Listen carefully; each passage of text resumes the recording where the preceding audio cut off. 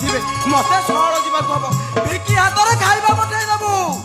ସରକାର ଟଙ୍କିକିଆ ଚାଉଳ ଦେଲେ ଯେ କାମେଖିଆ କୁକୁରେ ମିଳୁନାହିଁ ବଡ଼ କିଆରି ଧାନ ରୁଆ ସରିଲେ ଗୋଡ଼ାଏ ଗୋଟେ ବଡ଼ ଚିନ୍ତା ଯିବ ଆରେ ଯା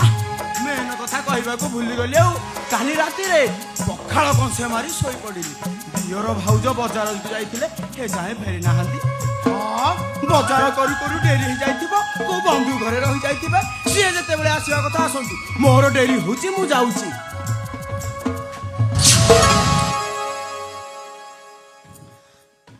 ମୋ ଭିକିର ପାଦ ଠିକ ପଡୁନି ଏ ମୋ ଭାଇ ଆରେ ତୋ କଣ ହେଇଛି ରେ ତୋ ପାଦ ଠିକ ପଡୁନି ଟଳ ଟଳ ହେଇ ଚାଲୁଛୁ ମୋର କିଛି ହେଇନି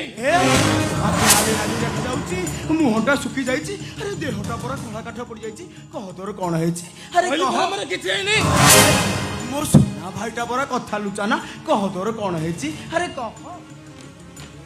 ଆରେ କହ ତୋର କଣ ହେଇଛି ଗନ୍ଧ ବାହାରୁଛି ଆରେ କଣ ପିଇଛୁ ଆରେ ତତେ ମୁଁ କିଛି ପଚାରୁଛି ପରା ମଦ ପିଇଛି ହଇରେ ଚଣ୍ଡାଳ ଆରେ ତୁ ସେ ବିଷ ଗୁଡାକ କଣ ପାଇଁ ପିଇଲୁ ଏ ସୋନି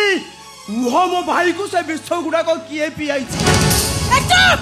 କାହିଁକି ସେ ମେଣ୍ଢାକୁ ପରି ରଡ଼ି ଛାଡୁଛ ଯାଅ ବିଲକୁ ଯାଇ ବଳଦ ପରି ଖଟିବ ଯାଅ କହୁନି କହୁଛି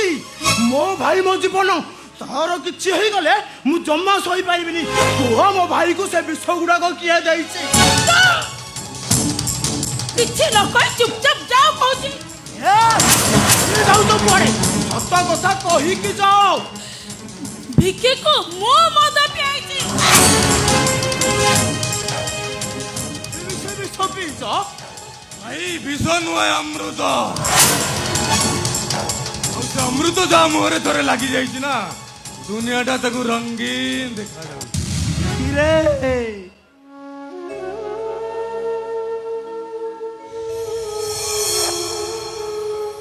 ତୁ ଏ ଘରର ଦୀପରେ ତୁ ଜଳିଲେ ଘରେ ଅନ୍ଧାର ହଟିଯିବ ମାଟି କାଦୁଅରେ ମୁଁ ଆଉ କେତେ ଦିନ ଖଟିବି ରେ ମୁଁ ଆଉ ପାରୁନି ରେ ତୁ ବହୁତ ପାଠ ପଢିଛୁ ବଡ ଚାକିରି କରିବୁ ଏ ଘରର ଦୁଃଖ ଯିବ ମୋ ସୁନା ଭାଇଟା ପରା ସେ ବିଷ ଗୁଡାକ ଆଉ କେବେ ତୁ